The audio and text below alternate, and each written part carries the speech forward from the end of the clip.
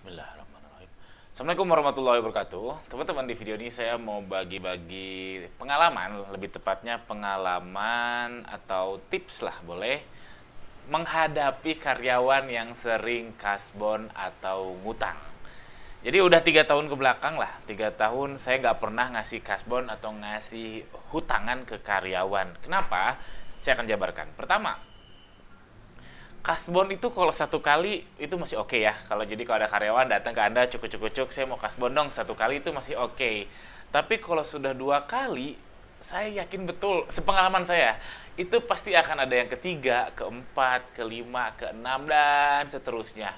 Ini berbahaya. Kenapa berbahaya? Artinya si karyawan itu gali lubang, tutup lubang. Nah, gali lubang tutup lubang ini ke Anda atau ke siapa lagi? Nah, jangan-jangan dia ada ngutang juga ke karyawan, ke rekan kerja yang lain atau ke tetangga dan lain sebagainya. Intinya dia kan pasti gali lubang tutup lubang karena kasbonnya terus berulang-ulang. Dari kasbon ke kasbon aja itu kan sudah gali lubang tutup lubang. Oke, mudah-mudahan kebayang, artinya bayangkan seberapa stresnya dia, seberapa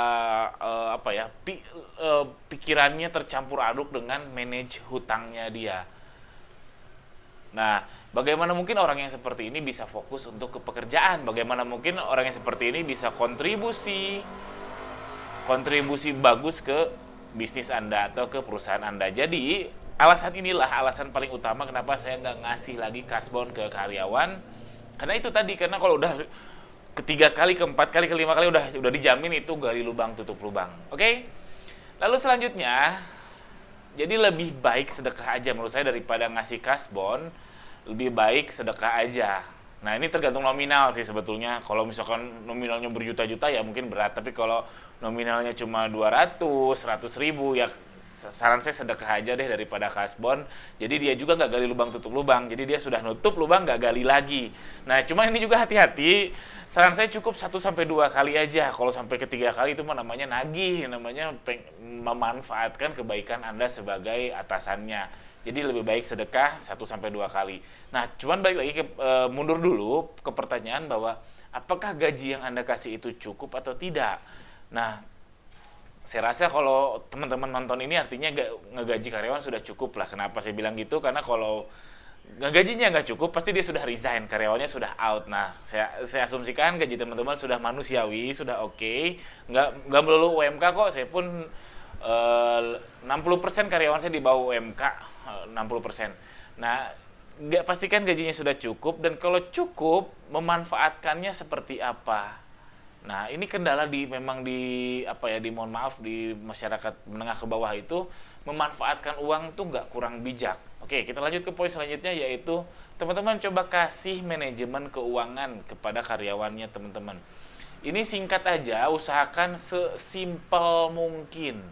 Sesimpel mungkin, dan paling minimal itu pencatatan. Jadi sepengalaman saya sebelum saya menerapkan pelatihan keuangan, alhamdulillah sekarang udah regularly ya, setahun ya 1-2 kali lah. Itu biasanya minimal itu orang yang nggak nyatet, bahkan ada yang nggak tahu gajinya tuh berapa. Jadi oke, gajian ya udah ke ATM ambil duit, beli beli beli beli dan seterusnya. Itu pencatatan satu minimal. Yang kedua itu bisa memilah mana penting, mana nggak penting. Nah, ini jangan salah loh teman-teman, ini kejadian banget di masyarakat. Di karyawan saya juga kejadian, ketika gajian malah lebih mengutamakan beli aksesoris motor daripada bayar hutang. Ketika gajian datang lebih baik beli HP baru daripada bayar sekolah anak. Itu real kejadian di lapangan.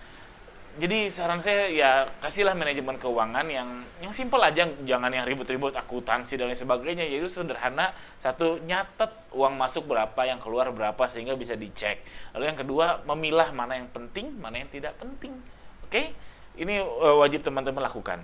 Lalu selanjutnya adalah kasih beras. Jadi ini secara sistem. Jadi tentu karyawan yang lama udah dikasih manajemen keuangan tadi ya. Manajemen keuangan itu mudah-mudahan efektif, mudah-mudahan efisien. Ini alhamdulillah. Lalu kan ada karyawan baru. Nah, karyawan baru ini mungkin berpotensi untuk kasbon juga dan seterusnya. Nah, makanya kalau saya menerapkan ngasih beras buat karyawan. Tapi nggak semua ya, ada threshold tertentu, masa bakti tertentu dapat beras. Jadi nggak baru datang langsung dapat beras, nggak. Kalau saya itu pengeluaran itu kurang lebih 15 kilo per bulan per karyawan. Kalau beras harganya 150.000 ya kurang lebih sekitar 125.000 per karyawan. Ini lebih baik daripada nambahin gaji mereka 125.000. Karena tadi meskipun kita sudah ngasih manajemen keuangan, pasti ada juga yang kurang bisa bijak lah menggunakan uang tersebut. Apalagi kalau ada karyawan baru, wah itu lebih nggak bijak, lebih susah lagi.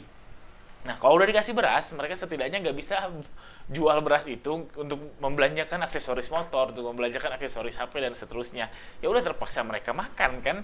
Nah, setidaknya kebutuhan pokok sudah terpenuhi, jadinya kerja bisa lebih fokus, kerja lebih efisien, beban juga jadi nggak lebih berat harusnya. Oke, jadi ini bagus banget untuk ngasih beras ke karyawan Anda daripada naik gaji. Oke, selanjutnya kesimpulannya, jangan cari karyawan bermasalah. Ini kesimpulan yang saya pengalaman saya ya, karena si kasbon yang saya sebutkan tadi di atas ini adalah cikal bakal karyawan yang bermasalah. Ya, saya bilang kayak gitu. Cikal bakal, salah satu cikal bakalnya. Jadi ada banyak cikal bakal karyawan bermasalah. Apa itu karyawan bermasalah? Yaitu toksik. Nah, karyawan toksik itu bahaya banget, teman-teman. Bayangin kalau karyawan cuma 5, satu toksik, 4-empatnya ini mudah banget terpengaruhi. Karyawan 10, yang toksik 2, sangat mudah terpengaruhi. Di perusahaan besar aja ada karyawan toksik satu, membuat gak becus lah. Nah, apa itu toksik? Silahkan googling aja. Yang intinya mereka mempengaruhi karyawan lain untuk mencemooh perusahaan, untuk memberikan hal negatif. Kadang lucu juga sama karyawan toksik ini, mencemooh atasan, mencemooh perusahaan, padahal gaji dia dari situ, jadi dia memakan sesuatu yang dia cemooh. Oke, jadi kesimpulannya, jangan cari karyawan bermasalah sehingga tidak menimbulkan toksik di bisnis Anda, di perusahaan Anda. Karena satu, Anda bukan kantor pemerintahan. Jadi karyawan toksik itu memang cocoknya untuk jadi PNS, mohon maaf ya. Karena mau gimana, mau setoksik apapun, ya nggak akan dipecat. Jadi kalau karyawan yang toksik ya cocoknya jadi PNS, oke? Lalu yang kedua adalah modal terbatas, khususnya buat saya dan Anda yang UMKM di sini, yang karyawan di bawah 50 orang lah. Itu kan modal terbatas ya, kita punya uang budget 3 juta misalkan untuk satu karyawan.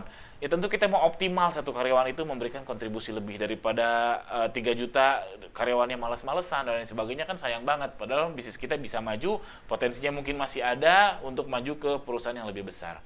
Lalu ada pertanyaan, ini beberapa kali saya share pemikiran saya ini, kasihan dong orang yang bermasalah tadi nggak dapat pekerjaan. Nah, bermasalah ini apa? Paling umum ya yang saya temukan, satu, dia hutang, masalah hutang.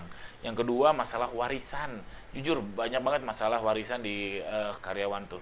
Lalu yang ketiga, masalah konflik suami istri, cerai dan sebagainya. Konflik anak.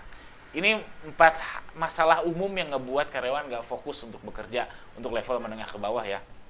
Nah, kasihan dong orang-orang kayak gitu nggak kerja. Oke, memang kasihan, tapi Anda harus mengasihani orang yang tepat. Pertama, kasihani perusahaan Anda. Kalau perusahaan Anda bisa maju, artinya Anda bisa dapat banyak karyawan, artinya ya kasihan ke orang yang berpotensi untuk jadi karyawan Anda. Jadi kasihan ke perusahaan Anda. Yang kedua, kasihan ke orang yang memang niat untuk kerja. Jadi dibandingkan karyawan yang tadi yang bermasalah tadi, carilah orang yang lebih nggak ada masalah, lebih niat untuk kerja. Itu kasihan ke orang-orang gitu, kesempatannya diambil oleh orang yang bermasalah, yang kontribusinya nggak maksimal ke perusahaan atau ke brand Anda.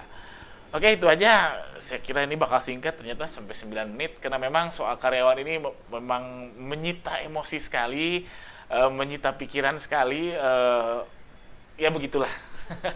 Mungkin Anda mengalami hal yang sama, silahkan share, kita diskusi di kolom komentar di bawah. Sekian saja, Assalamualaikum warahmatullahi wabarakatuh.